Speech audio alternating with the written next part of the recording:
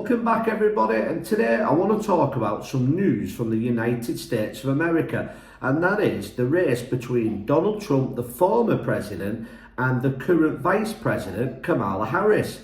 Now, news media is once again trying to play a narrative off to the people of America that Kamala Harris is going to win. And we're seeing a story over here in the United Kingdom from The Independent claiming that Kamala Harris is actually 2 points ahead of Donald Trump in the national vote. Now, obviously in America, it has a system similar to ours.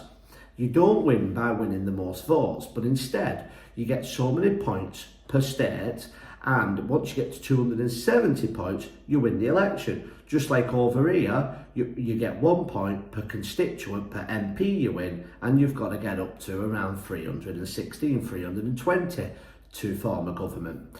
So what we tend to see in America is that 40-something states, you know which way they're going to go. And then there's a handful of battleground states that could swing either way and will decide you the election.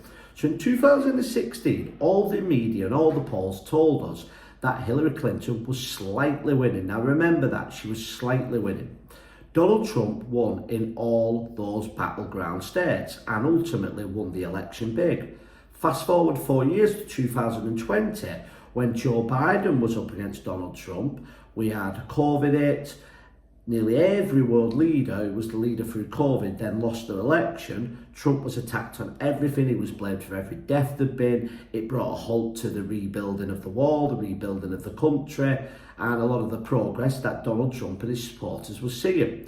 That then played onto the narrative that they needed Joe Biden, and they claimed that Joe Biden was going to win big. It was a done thing, that the Republicans were going to finish for a generation. And what did we see? We actually saw Joe Biden only slightly, in some places, only win by 0.1, 0.2% in certain states. That gave him the victory.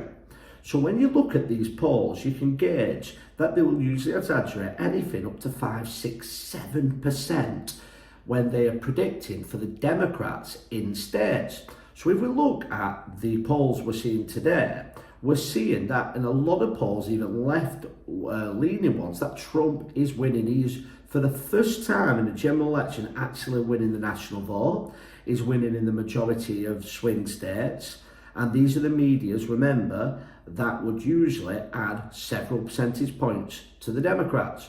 So when The Independent, a British paper, comes out today and claims, just like a lot of Americans are, that Kamala is in the lead, what they are doing is they are trying to con the American people. If they can stop a few 100,000 Donald Trump supporters from feeling it's a waste of time, but get the Kamala Harris supporters out believing they can win, that can change an election. An election in America of millions and millions of voters, around 140 million voters, the election can be decided by as little as 60 to 70,000 people. That's how close some of these elections are in some of these battleground states. So we saw it also in the UK election. We saw with the Reform Party and the Conservatives, we was constantly told Reform Party are not going to get any vote. The Conservatives are not going to get any vote, because we wanted a regime change. The powers to be decided this time they wanted Labour. Just like in 2010, they wanted the Conservatives.